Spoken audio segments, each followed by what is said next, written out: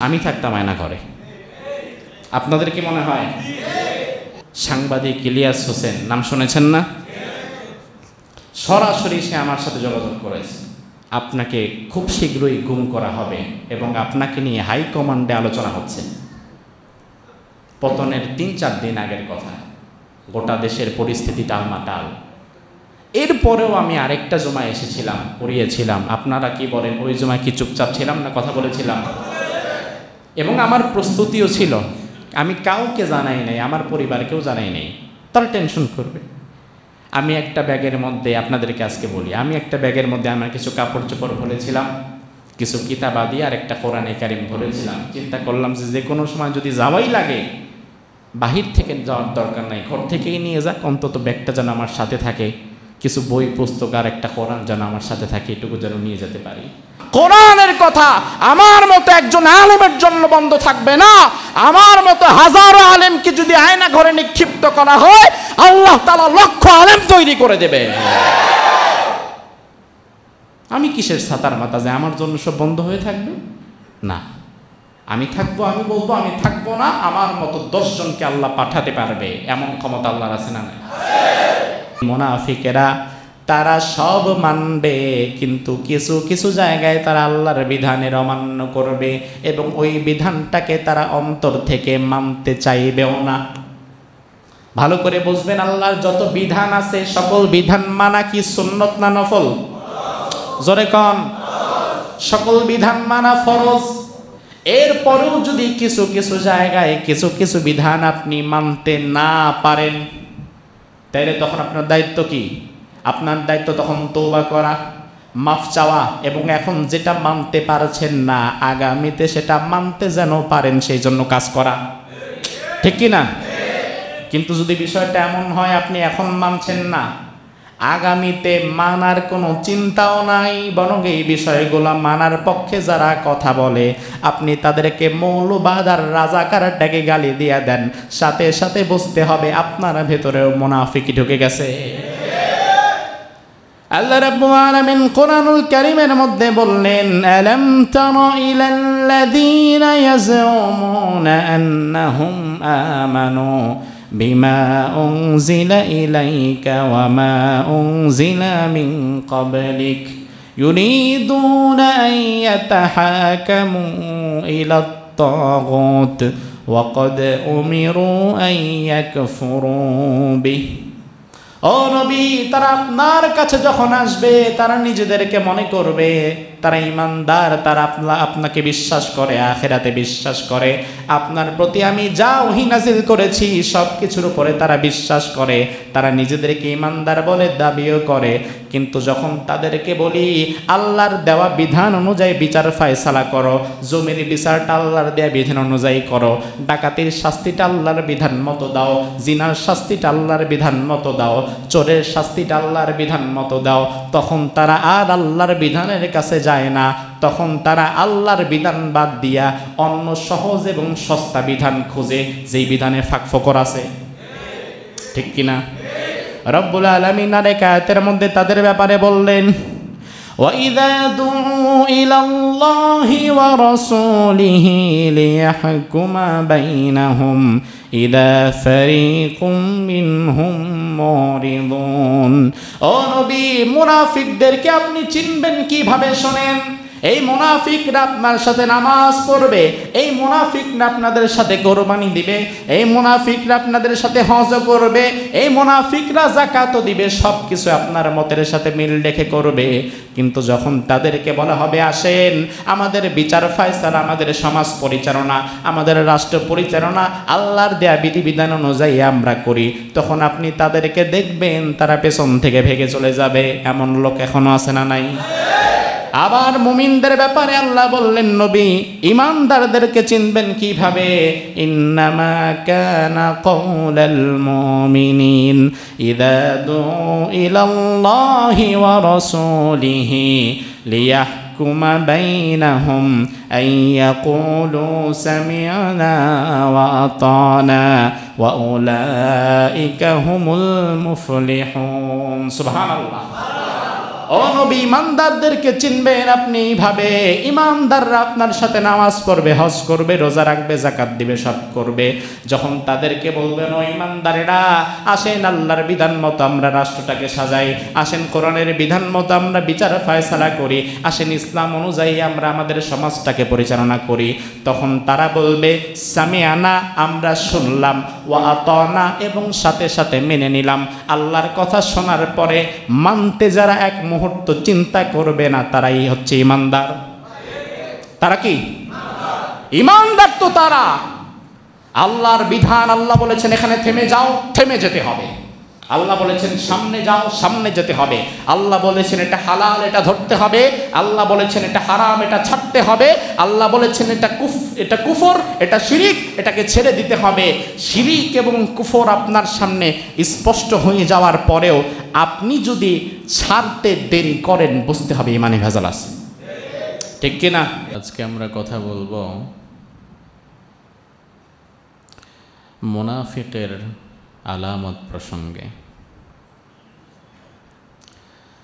আল্লাহ সুবহানাহু ওয়া তাআলা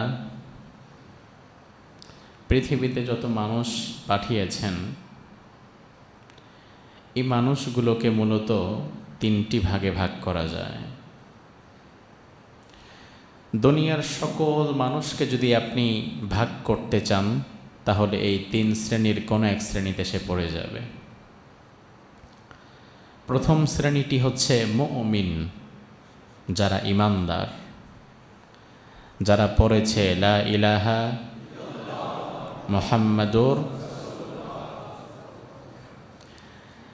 আরেকটি শ্রেণী হচ্ছে কাফের।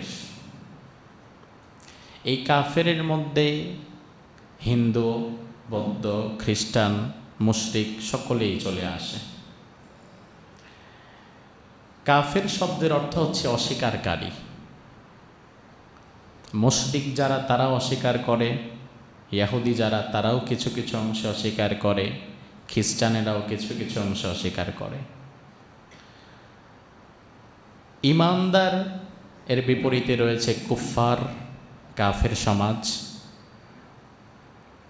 তৃতীয় আরেকটি শ্রেণী হতে পারে, সেই শ্রেণীটির নাম হচ্ছে মুনাফিক।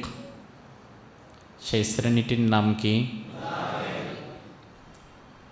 যারা ইমানদারও না, কাফেরও না। কোনো হিন্দু কিন্তু মুনাফিক হতে পারবে না, কারণ তার একটা শ্রেণী আছে, সে কাফেরদের মধ্যে গণ্য, মুশরিকদের মধ্যে গণ্য। কোনো খ্রিস্টান মুনাফিক হতে পারবে না, কোনো ইহুদি কিংবা বৌদ্ধ মুনাফিক হতে পারবে না। মুনাফিক হওয়ার প্রথম শর্তই হচ্ছে তাকে কালিমার সাক্ষ্য দিতে হবে। কালিমার সাক্ষ্য ছাড়া সে তো ইমানদারি না, সে কাফের সমাজ। তিন শ্রেণীর কাফের যে শ্রেণী, এই শ্রেণীর মধ্যে সে পড়বে। তাহলে মুনাফিক কারা? মুনাফিক হচ্ছে তারা যারা মৌখিকভাবে ঈমানের স্বীকৃতি দেয়, মৌখিকভাবে কালিমার স্বীকৃতি দেয়, কিন্তু ঈমান আনার পরে ঈমানের অনুষঙ্গগুলো, আল্লাহর বিধিবিধানগুলো মানে না, এমনকি মানতে চায়ও না এবং বিশ্বাসও করে না। তারাই হচ্ছে মুনাফিক। তারা কি? মুনাফিকের আলোচনা আমি এজন্যই বেছে নিয়েছি, তার কারণ বিষয়টা যদি এমন হতো যে ১৫০০ বছর আগে মুনাফিক ছিল, রাসূলুল্লাহর পরে পৃথিবীতে আর কোনোদিন মুনাফিক আসবে না, তাহলে আমাদেরকে মুনাফিক সম্পর্কে এত বেশি আলোকপাত করার দরকার হতো না। কিন্তু মুনাফিক যেহেতু যুগে যুগে আসবে, এবং আমি তো মনে করি বর্তমান সময়ে মুনাফিকের বাম্পার ফলন চলছে, ঠিক কিনা? পূর্বে যারা জালিম ছিল, এখন তারা নতুন মোড়কে আরেকজনের সাথে মিশে আবার জুলুম করার চেষ্টা করছে। পূর্বে যারা টেন্ডারবাজ ছিল, চাঁদাবাজ ছিল, তারা আবার নতুন মোড়কে চাঁদাবাজি শুরু করেছে। দেখা যাচ্ছে দিন শেষে সিস্টেমের ক্ষমতার পালা বদল হচ্ছে, কিন্তু সিস্টেমিক্যালি পরিবর্তন না হওয়ার কারণে মানুষের উপরে যেই জুলুম হতো এই জুলুম আর কমছে না। পূর্বে এক গ্রুপ করতো, এখন আরেক গ্রুপ করে, বরং পূর্বের গ্রুপ এখন মুনাফিক সেজে ওই গ্রুপের সাথে যুক্ত হচ্ছে। যেহেতু মুনাফিকের বাম্পার ফলন হচ্ছে, এজন্য মুনাফিকের আলামত এবং পরিণতিগুলো জাতির সামনে আমাদেরকে বেশি বেশি আলোচনা করার প্রয়োজনীয়তা আছে না নাই? আচ্ছা, আমার ভাইরা দেখেন, বিষয়টা খুবই মারাত্মক, খুবই জঘন্য। তার কারণ কোরআন এবং হাদিস যখন আমরা পড়ি আমরা ভয় পেয়ে যাই, কারণ আল্লাহ তাআলা সবচেয়ে বেশি ঘৃণা করেন এই শ্রেণীটাকে। কাফের, মুশরিক, ইহুদি, খ্রিস্টান তাদের চাইতেও জঘন্য মুনাফিক। এটা কি আমার কথা না আল্লাহর কথা? আল্লাহর কথা। রব্বুল আলামিন কোরআনুল কারীমের মধ্যে বললেন, ইন্নাল মুনাফিকিনা ফিদ দারকিল আসফালি মিনান নার ওয়া লান তাজিদা লাহুম নাসীরা। নিশ্চয়ই আমি আল্লাহ তাআলা মুনাফিকদেরকে জাহান্নামের সবচেয়ে তলদেশে রাখব। পুরা জাহান্নামটাকে যদি এক করে ফেলা হয় তাইলে জাহান্নামের সব চাইতে নিচে থাকবে কারা? জোরে কোন। নিচে থাকবে মানে কি? কি বুঝলেন? নিচে থাকার মানে হচ্ছে জাহান্নামে সবার আগে আল্লাহ তাআলা ফেলবে মুনাফিকদেরকে। তার কারণ আপনি যখন বড় একটা পাত্রের মাঝে 100 বল কিংবা মার্বেল পাথর ছুঁড়ে মারবেন, ওই পাত্রের মাঝে সব চাইতে নিচে থাকবে ওই বলটা, যেই বলটাকে আপনি ছুঁড়ে ফেলবেন সিরিয়ালে 1 নম্বরে, সেটা থাকবে সবার নিচে। এখন মুনাফিক যদি জাহান্নামে সবার নিচেই থাকে, তাইলে আমরা আল্লাহর কথা থেকে বুঝে নিতে পারি জাহান্নামে সবার আগে ফেলবে আল্লাহ কাদেরকে? কথা বলেন। এখন জাহান্নামে আল্লাহ সবার আগে যাদেরকে ফেলবে তারা কি খুব ভালো মানুষ? না, জঘন্য একটা শ্রেণী আল্লাহ তাআলা যাদের দিয়ে জাহান্নাম উদ্বোধন করবেন, জাহান্নাম উদ্বোধন করবেন তাদেরকে দিয়ে।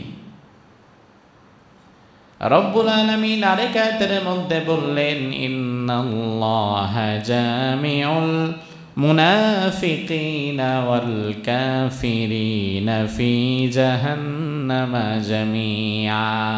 আমি আল্লাহ তাআলা জাহান্নামের মাঝে মুনাফিক এবং কাফেরদেরকে একত্রিত করব।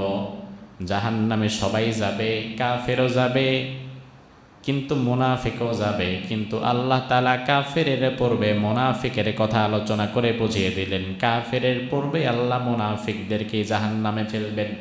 তার মানে মুনাফিকদের প্রতি আল্লাহর রাগ, ক্রোশ, ক্রোধ বেশি না কম? অনেক বেশি, অনেক অনেক বেশি। এত ভয়ঙ্কর একটা রোগ, যেই রোগের নাম হচ্ছে নিফাক। রোগের নাম কি? আবার বোঝেন, রোগের নাম কি? আর এই রোগে আক্রান্ত ব্যক্তির নাম মুনাফিক। রোগের নাম জোরে বলেন। আক্রান্ত ব্যক্তি। এখন কে মুনাফিক? যদি আপনাদের কাছে জিজ্ঞেস করি, হাজারো মুসল্লি আমরা আলহামদুলিল্লাহ এখানে জামাত আদায় করি, নামাজ পড়ি, আমাদের মাঝে কি মুনাফিক আছে? আছে মুনাফিক? হাত তোলেন দেখি, কে মুনাফিক? মুনাফিক আছে, তবে আমি না। আপনিও চিন্তা করেন, মুনাফিক আছে তবে আমি না। এবং মুনাফিক সংক্রান্ত আলোচনা যখন আমরা করি তখন একে অপরের দিকে তাকায়, আরে বাবা এটা তো তার সাথে মিলে, তখন তারে খোঁজে মসজিদের কোন সিপাই আছে দেখি তো তার সাথে মিলতেছে নাকি। আসলে ভাই আজকের আলোচনাটা ভিন্ন মতাদর্শের কাউকে খোঁচা দেওয়ার জন্য নয়, বরঞ্চ এই আলোচনা এজন্য আপনি শ্রবণ করবেন যে আল্লাহ না করুক এই রোগে আবার কোনো আক্রান্ত ব্যক্তি বা এই রোগের কোনো অনুষঙ্গ আবার অজান্তে আমার ভেতরে ঢুকে গেল কিনা। সেলফ রিয়েলাইজেশন করেন, কারণ রাসূল বলেছেন আল কাইয়িস মান দানা নাফসা, সবচেয়ে বেশি বুদ্ধিমান ওই ব্যক্তি যে ব্যক্তি নিজেকে নিয়ে আত্মসমালোচনা করে। আপনি মুনাফিক হলে আমার কিচ্ছু যায় আসে না, তবে আমি মুনাফিক হলে আমি ধরা খেয়ে যাব। এজন্য আপনার দিকে আঙ্গুল তোলার চাইতে আঙ্গুলটা তো নিজের দিকে তোলাও দরকার, যে আসলে আমার অবস্থাটা কি, আমার হালতটা কি। তবে আমার ভাইরা, মুনাফিক সংক্রান্ত আলোচনা বড় কঠিন। এই আলোচনাগুলা গ্রহণ করা খুব কঠিন। এই জন্য দেখবেন মুনাফিক সংক্রান্ত আলোচনা যদি শুরু হয়, তাইলে অনেক মানুষের চেহারা আস্তে আস্তে কালো হতে থাকে, মন ভেজার হয়ে যায়, মুখ ভার হয়ে যায়। হুজুরের এত ভালোবাসি, কিন্তু যতগুলা পয়েন্ট বললো মনে হলো তো আমারে দেখাই বলতেছে। আপনি আমার প্রতি রাগ করবেন না ভাই, বরং আমাকে আপনি সেই ডাক্তারের ভূমিকায় রাখেন, যেই ডাক্তারের কাছে যখন আপনি আপনার কোনো রোগ বিমার নিয়ে যান, অভিজ্ঞ ডাক্তার যিনি, তিনি কি শুধু মিষ্টি ওষুধই দেয় নাকি তিতা ওষুধও দেয়? কথা কন না। শুধু কি তিতা ওষুধই দেয় নাকি প্রয়োজন পড়লে আপনার শরীরের কোনো একটা অঙ্গ কেটেও ফেলে দেয়? শরীরের কোথাও ক্যান্সার বেঁধেছে, মিষ্টি ওষুধে কাজ হবে না, তিতা ওষুধেও যদি কাজ না হয়, ডাক্তার যদি ভালো হয় তাহলে কেটে ফেলে দিবে। আপনি যদি বোকার স্বর্গে বাস করেন, আপনি তখন ডাক্তারের প্রতি রেগে যাবেন, আপনি বলবেন আপনি আমার এটা কাটার অধিকার রাখেন না, এখানে হাত দিলেন কেন। আপনি যদি ডাক্তারের প্রতি রেগে যান, তাইলে কিছুদিন পরে ক্যান্সার নিয়ে আপনারে মরা লাগবে। আলেমেরা যখন কোরআন সুন্নাহ থেকে মুনাফিকের আলামত প্রসঙ্গে কথা বলবে, তখন আপনার দায়িত্ব হচ্ছে এই আলামতগুলো দেখে নিজের আগে পরিবর্তন করা। সেটা যদি না করে সে আলেমের প্রতি আপনি রাগের দৃষ্টিতে তাকান, সেই আলেমের প্রতি যদি আপনি বিদ্বেষ পোষণ করেন, তাইলে সেই আলেমের কোনো কিছু বলার নাই, করার নাই। 2 দিন পরে বেঈমান মুনাফিকের ভাইরাস নিয়েই তোমারে মরা লাগবে। ব্যাস, ভূমিকায় কথাগুলো বলে দিলাম, ক্লিয়ার করে নিলাম আমি আমার অবস্থান। এবার আসি কোরআন এবং সুন্নাহ থেকে মুনাফিকের কিছু আলামত আমরা শুনবো ইনশাআল্লাহ। শুনতে প্রস্তুত আছেন? কষ্ট হবে? কষ্ট হলেও শুনবেন। যদি আপনি দেখেন আল্লাহ না করুক কোনো একটা বিষয় আমার বিরুদ্ধে চলে গেছে, এখনো তওবা করার সুযোগ আছে না নাই? বিষয়টা কিন্তু এমন না যে আমি হজ করে এসেছি, আমি 5 ওয়াক্ত নামাজ পড়ি, আমি মুনাফিক হতেই পারি না, এমনটা ভাবার কোনো কারণ। সাহাবীদের মধ্যে মুনাফিক ছিল না? রাসূলুল্লাহ টেরও পান নাই। সবচেয়ে কাছের মানুষ মুনাফিক, রাসূল ভাবতেও পারেন নাই। আল্লাহর হাবিব সাল্লাল্লাহু আলাইহি ওয়াসাল্লামের সবচেয়ে কাছের সাহাবীদের মধ্যে একজন ছিল আব্দুল্লাহ বিন উবাই। রাসূলুল্লাহ এই ব্যক্তিটাকে খুব বেশি ভরসা করতেন, খুব বেশি বিশ্বাস করতেন। কতটুকু ভরসা করতেন দেখেন, উহুদের যুদ্ধের পূর্বে 3000 কাফের যখন মুসলিমদেরকে আক্রমণ করার জন্য চলে এসেছে, আল্লাহর হাবিব সাল্লাল্লাহু আলাইহি ওয়াসাল্লামের কাছে তখন মুজাহিদ সাহাবীদের সংখ্যা ছিল মাত্র 1000। কয় হাজার? কাফের কত? কথা বলেন। তাহলে বেশি কারা? এখন মুসলমান যেহেতু সংখ্যায় কম হলে তাইলে কিছু যুদ্ধের রণকৌশলের দরকার আছে না নাই? সংখ্যায় যদি বেশি হই তাইলে কৌশলের বেশি দরকার নাই, আমরা গেলেই জিতব। কিন্তু যেহেতু আমরা সংখ্যায় খুবই কম, তাইলে এখন কিছু রণকৌশলের প্রয়োজন। আল্লাহর হাবিব কি করবেন চিন্তা করতে লাগলেন। উহুদ কালকে জিহাদে যাবেন, আজকে রাত্রে জরুরি বৈঠক। আল্লাহর হাবিব বাছাইকৃত 10-12 জন সাহাবীদেরকে ডাকলেন। হাজার হাজার সাহাবায়ে কেরামের মাঝে রাসূল সবাইকে ডাকলেন না, যাদেরকে আল্লাহর হাবিব খুব আপন মনে করেন, খুব বিশ্বস্ত মনে করেন, রাসূল শুধুমাত্র তাদেরকেই রাসূলের কাছে সেই দিন রাত্রে ডেকেছিলেন। আবু বকর, ওমর, ওসমান, আলী রিদওয়ানুল্লাহি আলাইহিম আজমাইন সহকারে বিজ্ঞ প্রাজ্ঞ বড় বড় সাহাবীদেরকে সেদিন ডাকলেন, মাজলিসে শুরায় বৈঠক করবেন। এমন কঠিন বৈঠক, যেই বৈঠকে বাহিরের লোকেরা চান্সও পায় না, সব সাহাবীরাও রাসূল ডাকে নাই।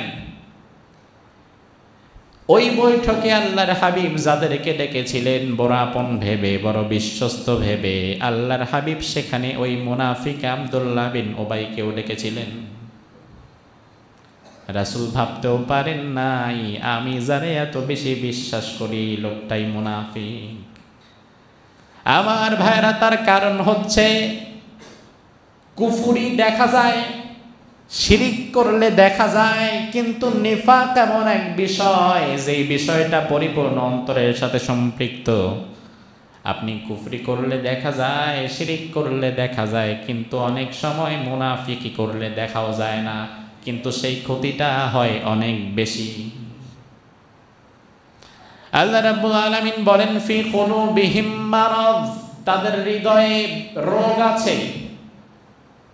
আর রোগের জায়গাটা যদি বাহিরে থাকতো তাইলে আমরাও দেখতে পেতাম, কিন্তু রোগের জায়গাটা যেহেতু অন্তরের ভিতর, অন্তরের খবর তো অন্তর্যামী আল্লাহ ছাড়া কেউ জানে।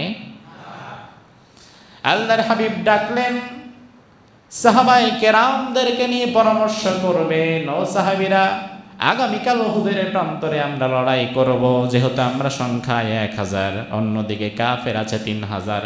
কি করে কিভাবে আমরা রণকৌশল কি করতে পারি বলো? আমরা কি মদিনার ভেতরেই যুদ্ধ করব নাকি মদিনা থেকে বাহিরে যাব? কোনটা করলে ভালো হয়? সাহাবায়ে কেরাম এক একটা মত দিলেন। ওই বৈঠকে সবচাইতে বেশি শক্ত ভূমিকা যে পালন করেছিল তার নামই ছিল আব্দুল্লাহ বিন উবাই। সে বলেছিল, ইয়া রাসূলুল্লাহ, আপনার জন্য জীবন দিয়ে দেব, ইসলাম প্রতিষ্ঠা করে ছাড়ব, আপনি চিন্তা করবেন না, আমরা তো আছি। আল্লাহর হাবিব তার বাকপটুতা দেখে রাসূল বিমোহিত হয়ে গেলেন। আল্লাহ কোরআনের মধ্যে বলেও দিয়েছেন, নবী, ওয়া ইয়াকুলু তাসমা লিকাউলিহিম, এই মুনাফিকরা বাকপটু হয়, এত সুন্দর সুন্দর কথা বলবে মানুষের সামনে এসে, তার কথা শুনলে মনে হবে দেশ ও জাতির জন্য তার চাইতে বড় দরদি আর কেউ নাই। ভেতরে গিয়ে আদেশ দিবে, সামনে যারা আসবে সবগুলা মাইরা শোয়ায় ফেলবা। ঠিক কিনা? মিডিয়ার সামনে এসে এমন কান্নাকাটি করে মনে হয় তার চাইতে বাংলাদেশে আর কেউ বেশি ভালোবাসে না, তার চাইতে বেশি ভালোবাসার, বেশি দরদের আর কেউ নাই।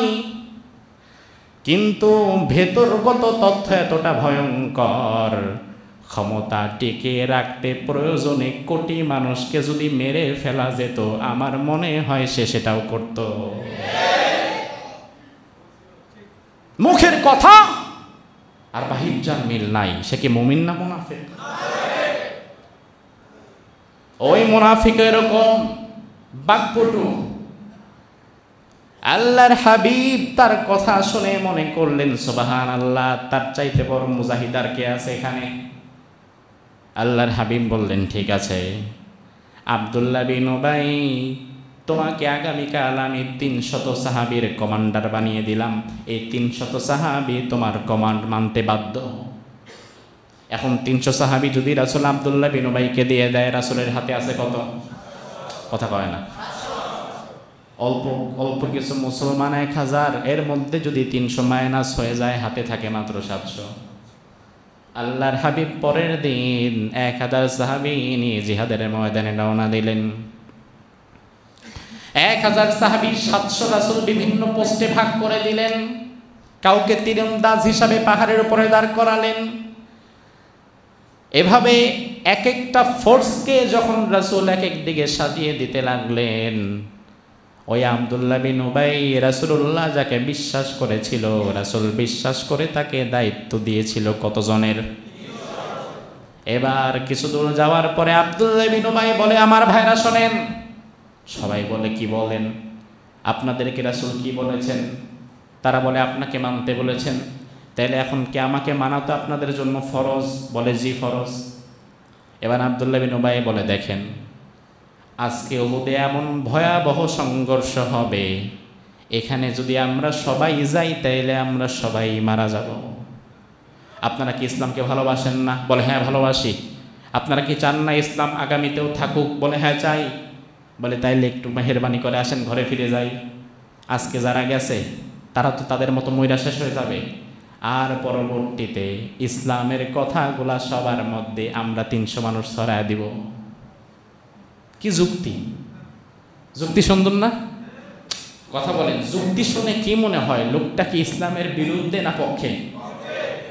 আরে বাবা, আসলেই তো ইসলাম তো টিকায় রাখতে হবে। এখন যদি সবাই মিলে যাই তো ইসলাম শেষ হয়ে যাবে। আসেন, ঠিক আছে, তাহলে আমরা ইসলাম টিকিয়ে রাখার জন্য আমরা এবার ঘরে ফিরে যাই। আমাদেরকে বলে, হুজুর এইভাবে কথা বললেন না। আগে বলতো এইভাবে কথা বললেন না, এই কইরেন না, সেই কইরেন না। তাইলে কি হবে? তাইলে মসজিদে থাকতে পারবেন না, সাভারে আর আসতে পারবেন না, ভেতরে চলে যেতে হবে, আয়না ঘরের বন্দি হয়ে যেতে হবে, এই করতে হবে, সেই করতে হবে। তো আপনার মতো ভালো ভালো মানুষগুলা যদি চলে যায়, পরবর্তীতে কে আর এমন কথা বলবে? আরে ও মুসলমান, কোরআনের কথা আমার মতো একজন আলেমের জন্য বন্ধ থাকবে না। আমার মতো হাজারো আলেমকে যদি আয়না ঘরে নিক্ষিপ্ত করা হয়, আল্লাহ তাআলা লক্ষ আলেম তৈরি করে দেবে। আমি কিসের ছাতার মাথা যে আমার জন্য সব বন্ধ হয়ে থাকবে? না, আমি থাকবো, আমি বলবো আমি থাকবো না। আমার মতো 10 জনকে আল্লাহ পাঠাতে পারবে, এমন ক্ষমতা আল্লাহর আছে না? তো আমাদের কাছে যুক্তি যারা দেয়, এদের যুক্তি শুনতে সুন্দর হলেও আব্দুল্লাহ বিন উবাইয়ের যুক্তির সাথেও মিল আছে। এই সমস্ত খরা যুক্তি দিয়ে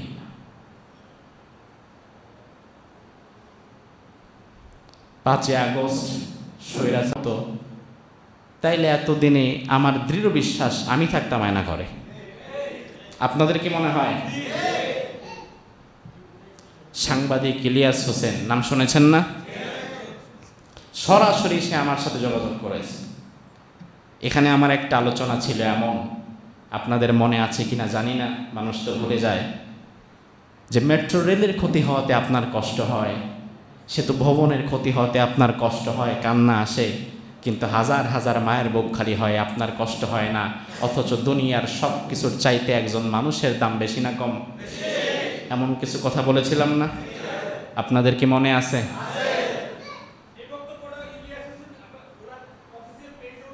হ্যাঁ, সেটা আমাকে পাঠিয়ে বলল, হুজুর আমি আমার সোর্স থেকে খবর পেয়েছি আপনাকে খুব শীঘ্রই গুম করা হবে এবং আপনাকে নিয়ে হাই কমান্ডে আলোচনা হচ্ছে।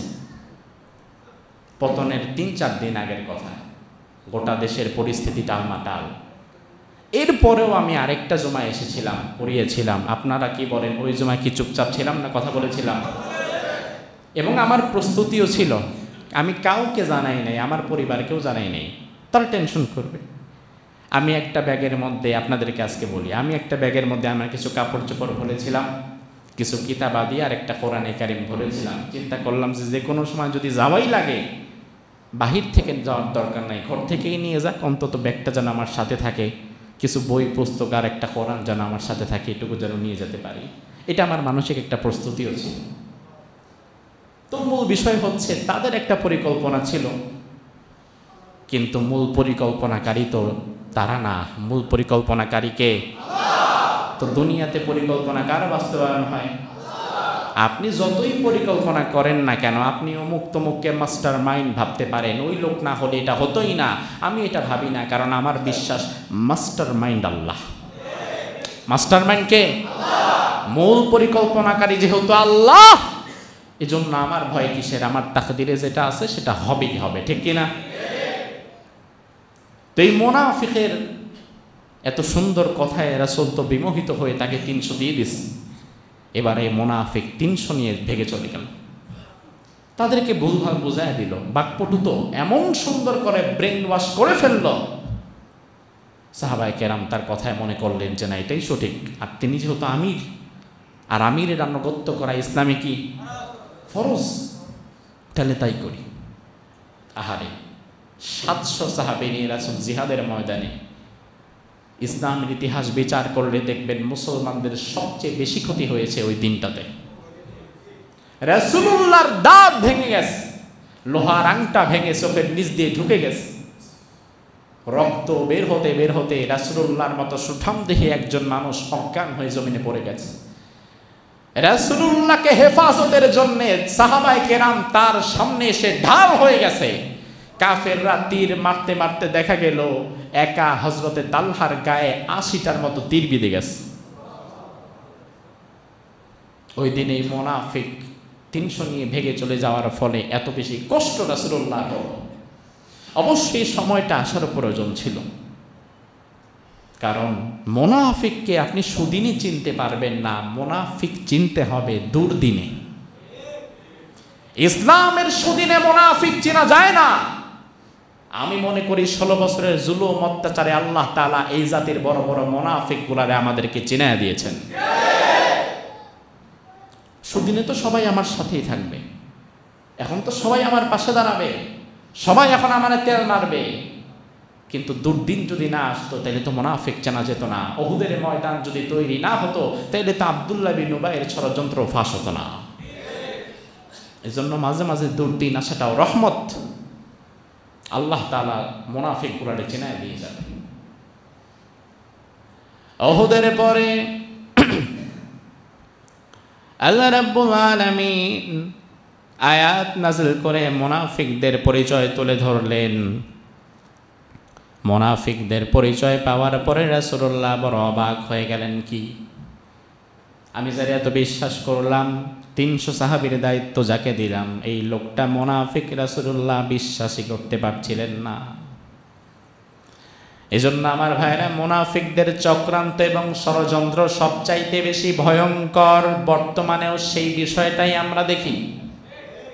বাংলাদেশে আমি কখনো দেখি নাই কোন হিন্দু সরাসরি ইসলামের বিরুদ্ধে, কোরআনের বিরুদ্ধে কথা বলে। বাংলাদেশে এমন দৃশ্য আমি দেখি নাই। কোন খ্রিস্টান সরাসরি মসজিদ মাদ্রাসার বিরুদ্ধে কথা বলে এমন দৃশ্য দেখি নাই। কিন্তু মসজিদ মাদ্রাসার বিরুদ্ধে কথা বলে, ইসলামের বিরুদ্ধে, কোরআনের বিরুদ্ধে কথা বলে মুসলমান নামধারী এমন কিছু মানুষ আছে না নাই? পরিচয় কি তাদের? কথা কন না। মুনাফিক। তারা হচ্ছে ঘরের শত্রু বিভীষণ। সে আমার কাছে থেকে আমার সবচেয়ে বড় ক্ষতি করে দেবে। এজন্য আল্লাহ রাব্বুল আলামিন মুনাফিকদের ব্যাপারে বড় কঠোর। মুনাফিকদের ব্যাপারে আল্লাহ তাআলা ছাড় দেন না, বরং মুনাফিকদের জন্য যদি স্বয়ং রাসূলুল্লাহ নিজেও দোয়া করেছেন, আল্লাহ তাআলা নবীর দোয়াটাকেও ফেরত দিয়ে দিয়েছেন। এই আব্দুল্লাহ বিন উবাই যার কথা বললাম, লোকটা যখন মারা গেল, আব্দুল্লাহ বিন উবাইয়ের একজন ছেলে ছিল। ওই ছেলের নাম আব্দুল্লাহ, বাবার নামও আব্দুল্লাহ, ছেলের নাম আব্দুল্লাহ। ওই আব্দুল্লাহ রাসূলুল্লাহর বড় সাহাবী ছিলেন। রাসূলুল্লাহর কাছে এসে বললেন, ইয়া রাসূলুল্লাহ, আমার বাবা সারা জীবন যা করেছে না করেছে আপনি ভালো করেই জানেন। তবে আমার যেহেতু বাবা, বাবার জন্য তো আমার বড় কষ্ট হয়। আমার বাবা আস্তে ইন্তেকাল করেছে। আপনার কাছে এসেছি, মেহেরবানি করে আপনি আমার বাবার অপরাধগুলো মাফ করে দেন। আল্লাহর হাবিবের হৃদয়ে ভালোবাসা বেশি না কম? উম্মতের জন্য মায়া দয়া বেশি না কম?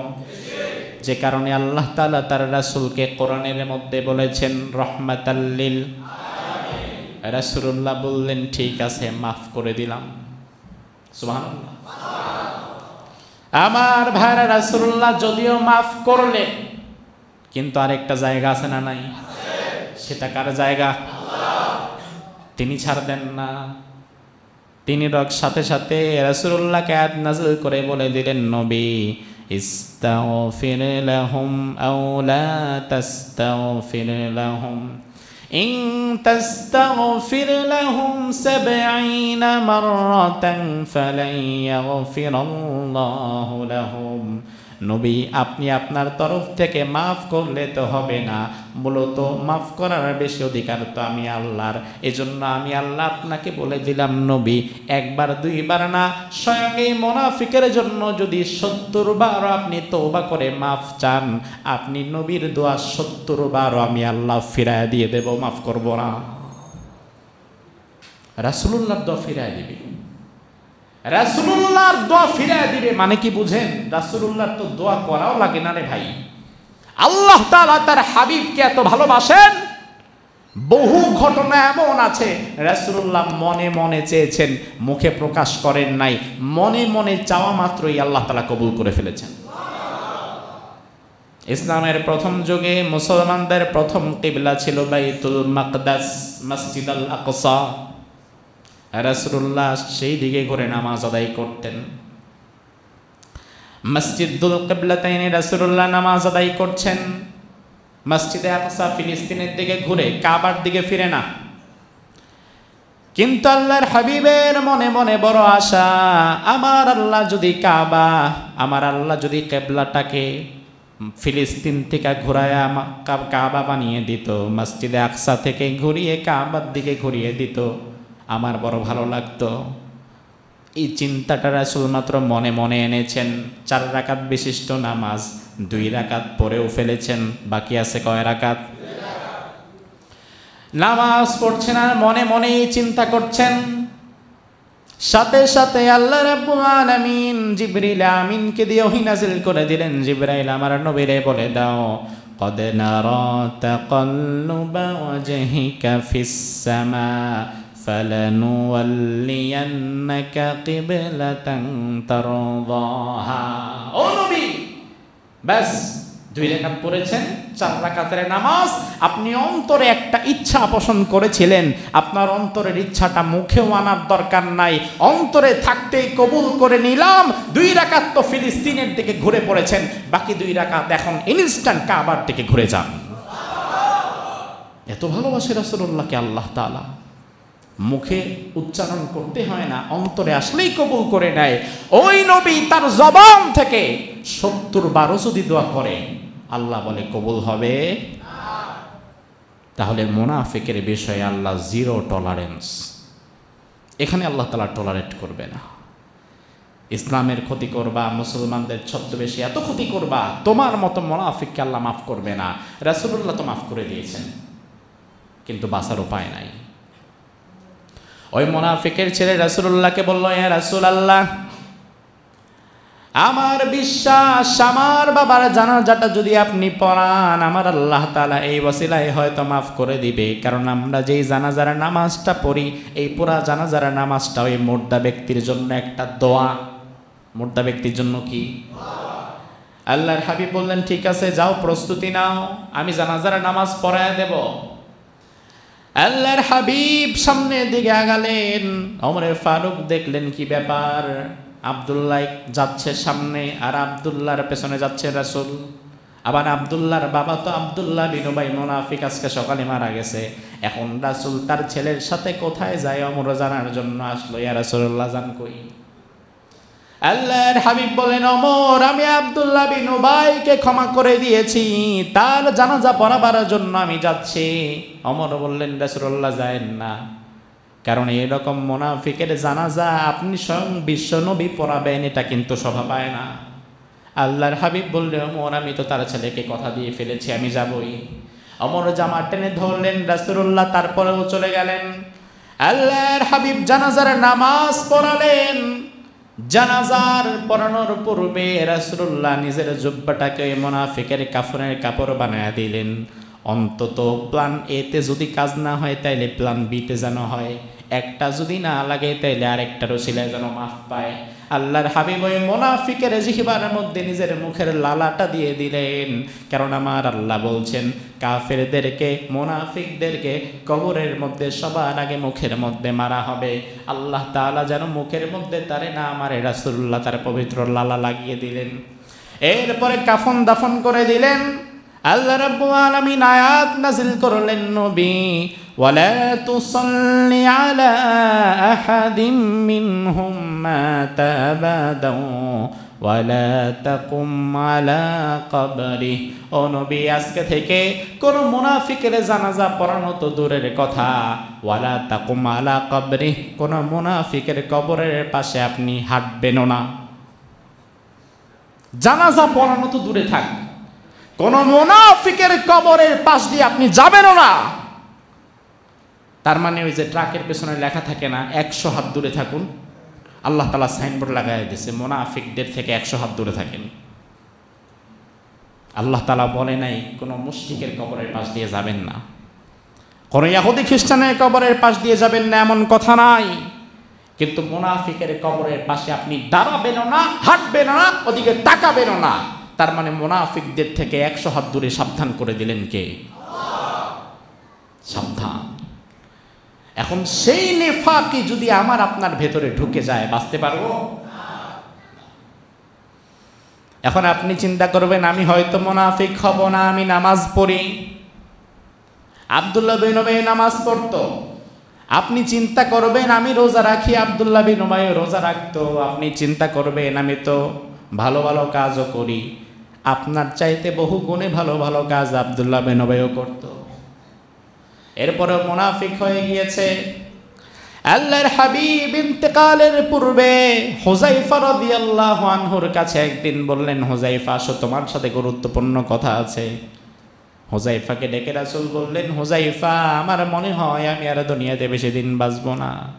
তবে হুযায়ফা তোমারে আমি সব চাইতে বেশি গোপন কথা বলে রেখেছি, যার ফলে হুযায়ফাকে বলা হয় সাহিবুস সিররিন নবী, রাসূলুল্লাহর গোপন তথ্যের ভান্ডার। ও হুযায়ফা, মদিনায় যত মুনাফিক আছে সবার নাম আল্লাহ তাআলা মানে জানিয়ে দিয়েছে রে হুযায়ফা। তবে এই নামগুলো আমি আবু বকরকে বলতে পারবো না, বললে আবু বকর নরম মনের মানুষ, কাঁদতে কাঁদতে শেষ হয়ে যাবে। এই নামগুলো আমি ওমরকে বলতে পারবো না, বললে ওমর গরম মানুষ, এক কোপ দিয়ে মেরে ফেলে দিবে। তবে এই নামগুলো আমি তোমারে বলে দিয়ে যাই। হুযায়ফার কাছে মদিনার যত মুনাফিক ছিল সাহাবায়ে কেরামের মাঝে ঘাপটি মেরে রাসূলুল্লাহ সবার নাম বলে দিয়ে গেলেন। আল্লাহর হাবিবের পরে আবু বকরের পরে ওমর যখন খলিফাতুল মুসলিমিন, ইসলামী রাষ্ট্রের বিধান হচ্ছে ওই রাষ্ট্রে কেউ যদি মারা যায় তার জানাজা পড়ানোর সর্বাধিক বেশি যোগ্যতা রাখে সেই রাষ্ট্রের খলিফা। ওমরে ফারুকের কাছে যদি যাওয়া হতো, আসেন আমিরুল মুমিনিন জানাজাটা পড়ায়া দেন, ওমরে ফারুক সবার আগে বলতো আগে হুযায়ফার কাছে যাও, হুযায়ফার কাছে যাও। হুযায়ফা যদি বলে হ্যাঁ আমি জানাজা পড়ব, আপনারা প্রস্তুতি নেন, তাইলে ওমরে ফারুক গ্রিন সিগন্যাল পেত, না এই লোকটা মুনাফিক ছিল না, তার জানাজা পড়ানো যায়। কিন্তু হুযায়ফা যদি কোনো কারণে অ্যাভয়েড করতো, যদি বলতো না আমি যাব না, তাইলে ওমরে ফারুক তিনিও সাথে সাথে বলতেন আমিও যাব না। কারণ হুযায়ফা তো বলবে না কে মুনাফিক আর কে মুনাফিক না, কিন্তু সুকৌশলে একটু বুঝে নেওয়ার দরকার আছে না নাই? ওমর ফারুক একদিন নিজে হুযায়ফার কাছে রাত্রিবেলা চলে গেলেন, যাওয়ার পরে বললেন হুযায়ফা, রাসূলুল্লাহ ইন্তেকালের পূর্বে আপনাকে মুনাফিক কারা হবে তাদের পরিচয় বলে দিয়ে গিয়েছেন, কারা মুনাফিক আছে মদিনার ভেতরে। আমার বড় ভয় হচ্ছে রে হুযায়ফা, আনা মিনহুম, আপনি আমারে বলেন আমি ওমরের নামটাও কি সেই লিস্টের মধ্যে আছে নাকি? জান্নাতের সুসংবাদ প্রাপ্ত সাহাবী ওমর, সে ভয় পায়, আহারে না জানি আমি নাকি আবার মুনাফিকের ভেতরে পড়ে গেলাম। ওমর যদি নিজের ঈমান নিয়ে ভয় পায়, নিজের আমল নিয়ে ভয় পায়, তাইলে আমরা এখানে যারা বসে আছি আমাদেরও চিন্তা ভাবনা করার দরকার আছে না নাই? মুনাফিক ইমাম খতিব আর মুয়াজ্জিন মুসল্লি না, মুনাফিক হইতে গেলে বড় ছোট লাগে না, বরঞ্চ সবচেয়ে বড় আলেম যদি মুনাফিক হয় তাহলে সবচেয়ে বড় মুনাফিকটাই হয়।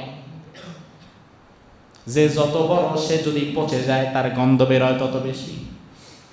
আমার ভাইরা ভালো করে শোনেন, সব আলামত তো বলা যাবে না, দুই একটা বলি আজকে।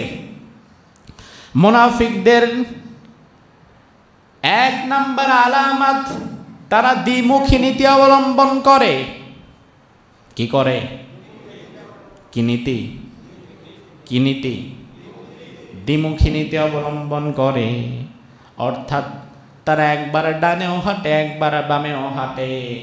যখন যেই দিকে বৃষ্টি তখন সেই দিকে ছাতা ধরে, যখন যেই দল ক্ষমতায় যাওয়ার সম্ভাবনা থাকে তখন তাদের সাথে হাঁটে। আল্লাহ রাব্বুল আলামিন তাদের ব্যাপারে বললেন, وَإِذَا لَقُوا الَّذِينَ آمَنُوا قَالُوا آمَنَّا وَإِذَا خَلَوْا إِلَى شَيَاطِينِهِمْ قَالُوا إِنَّا مَعَكُمْ إِنَّمَا نَحْنُ مُسْتَهْزِئُونَ। ইমানদারদের সাথে যখন তারা মিশে তখন তারা ইমানদারদেরকে বলে, কালু, তারা বলে, আমান্না, আমরা তো আপনাদের সাথে আছি, আমরা তো ঈমান এনেছি, আমরা তো আপনাদেরকেই এতদিন সাপোর্ট করেছি, আমরা তো ছাত্রদের দাবির পক্ষেই ছিলাম, আমরা তো এটার সাথেই ছিলাম, আমরা তো কোটার পক্ষেই ছিলাম, আমরা তো জুলুমের সাথে ছিলাম না। কিন্তু তার পূর্বের ইতিহাস বিচার করলে দেখা যায় সেই ছাত্র আন্দোলনের সবচেয়ে জঘন্য ভূমিকা সে পালন করেছে। এখন আপনার সাথে আসতেছে, এখন ভালো দেখাচ্ছে। এরা হচ্ছে মুনাফিক, যারা দ্বিমুখ নীতি অবলম্বন করে। এই মুনাফিক হওয়া থেকে আল্লাহ তাআলা আমাদেরকে হেফাজত করুন। আল্লাহ রাব্বুল আলামিন মুনাফিকদের 2 নাম্বার পয়েন্ট, তাদের 2 নাম্বার আলামত কোরআনুল কারীমের মধ্যে বললেন। এই মুনাফিকেরা তারা সব মানবে, কিন্তু কিছু কিছু জায়গায় তারা আল্লাহর বিধানের অমান্য করবে এবং ওই বিধানটাকে তারা অন্তর থেকে মানতে চাইবেও না। ভালো করে বুঝবেন, আল্লাহর যত বিধান আছে সকল বিধান মানা কি সুন্নত না নফল? জোরে কোন? সকল বিধান মানা ফরজ। এরপরেও যদি কিছু কিছু জায়গায় কিছু কিছু বিধান আপনি মানতে না পারেন, তাহলে তখন আপনার দায়িত্ব কি? আপনার দায়িত্ব তখন তওবা করা, মাফ চাওয়া, এবং এখন যেটা মানতে পারছেন না আগামীতে সেটা মানতে যেন পারেন সেই জন্য কাজ করা। ঠিক কি না? কিন্তু যদি বিষয়টা এমন হয় আপনি এখন মানছেন না, আগামীতে মানার কোনো চিন্তাও নাই, বরং এই বিষয়গুলো মানার পক্ষে যারা কথা বলে আপনি তাদেরকে মৌলবাদ আর রাজাকার ডেকে গালি দিয়ে দেন, সাথে সাথে বুঝতে হবে আপনার ভেতরেও মুনাফিকি ঢুকে গেছে। আল্লাহ রাব্বুল আলামিন কোরআনুল কারীমের মধ্যে বললেন, আলাম তারা ইলাল্লাযীনা ইয়াজউমুনা আন্নাহুম আমানু বিমা উনজিলা ইলাইকা ওয়া মা উনজিলা মিন ক্বাবলিক ইউরিদুনা আন ইয়াতাহাকামু ইলাত তাগুত ওয়া ক্বাদ উমিরু আন ইয়াকফুরু বিহি। ও নবী, তারা আপনার কাছে যখন আসবে তারা নিজেদেরকে মনে করবে তারা ঈমানদার, তারা আপনাকে বিশ্বাস করে, আখিরাতে বিশ্বাস করে, আপনার প্রতি আমি যা ওহী নাযিল করেছি সব কিছুর উপরে তারা বিশ্বাস করে, তারা নিজেদেরকে ঈমানদার বলে দাবিও করে। কিন্তু যখন তাদেরকে বলি আল্লাহর দেওয়া বিধান অনুযায়ী বিচার ফায়সালা করো, জমির বিচারটা আল্লাহর দেওয়া বিধান অনুযায়ী করো, ডাকাতির শাস্তিটা আল্লাহর বিধান মতো দাও, জিনার শাস্তিটা আল্লাহর বিধান মতো দাও, চোরের শাস্তিটা আল্লাহর বিধান মতো দাও, তখন তারা আর আল্লাহর বিধানের কাছে যায় না, তখন তারা আল্লাহর বিধান বাদ দিয়া অন্য সহজ এবং সস্তা বিধান খোঁজে, যেই বিধানে ফাঁকফোকর আছে। ঠিক কিনা? রব্বুল আলামিন আরেক আয়াতের মধ্যে তাদের ব্যাপারে বললেন, وَإِذَا دُعُوا إِلَى اللَّهِ وَرَسُولِهِ لِيَحْكُمَ بَيْنَهُمْ إِذَا فَرِيقٌ مِّنْهُمْ مُعْرِضُونَ। ও নবী, মুনাফিকদেরকে আপনি চিনবেন কিভাবে? শোনেন, এই মুনাফিকরা আপনার সাথে নামাজ পড়বে, এই মুনাফিকরা আপনাদের সাথে কোরবানি দিবে, এই মুনাফিকরা আপনাদের সাথে হজ করবে, এই মুনাফিকরা যাকাতও দিবে, সব কিছু আপনার মতের সাথে মিল রেখে করবে। কিন্তু যখন তাদেরকে বলা হবে আসেন আমাদের বিচার ফায়সালা, আমাদের সমাজ পরিচালনা, আমাদের রাষ্ট্র পরিচালনা আল্লাহর দেয়া বিধিবিধান অনুযায়ী আমরা করি, তখন আপনি তাদেরকে দেখবেন তারা পেছন থেকে ভেগে চলে যাবে। এমন লোক এখনো আছে না নাই? আবার মুমিনদের ব্যাপারে আল্লাহ বললেন, নবী, ঈমানদারদেরকে চিনবেন কিভাবে? ইন্নামা কানা কওলাল মুমিনিন ইযা দুউ ইলাল্লাহি ওয়া রাসূলিহি লিয়াহকুমা বাইনাহুম আন ইয়াকুলু সামি'না ওয়া আতানা ওয়া উলাইকা হুমুল মুফলিহুন। সুবহানাল্লাহ। ও নবী, ইমানদারদেরকে চিনবেন আপনি এইভাবে, ইমানদাররা আপনার সাথে নামাজ পড়বে, হজ করবে, রোজা রাখবে, যাকাত দিবে, সব করবে। যখন তাদেরকে বলবেন ও ইমানদারেরা, আসেন আল্লাহর বিধান মতো আমরা রাষ্ট্রটাকে সাজাই, আসেন কোরআনের বিধান মতো আমরা বিচার ফয়সালা করি, আসেন ইসলাম অনুযায়ী আমরা আমাদের সমাজটাকে পরিচালনা করি, তখন তারা বলবে সামিআনা, আমরা শুনলাম, ওয়া আতানা, এবং সাথে সাথে মেনে নিলাম। আল্লাহর কথা শোনার পরে মানতে যারা এক মুহূর্ত চিন্তা করবে না, তারাই হচ্ছে ইমানদার।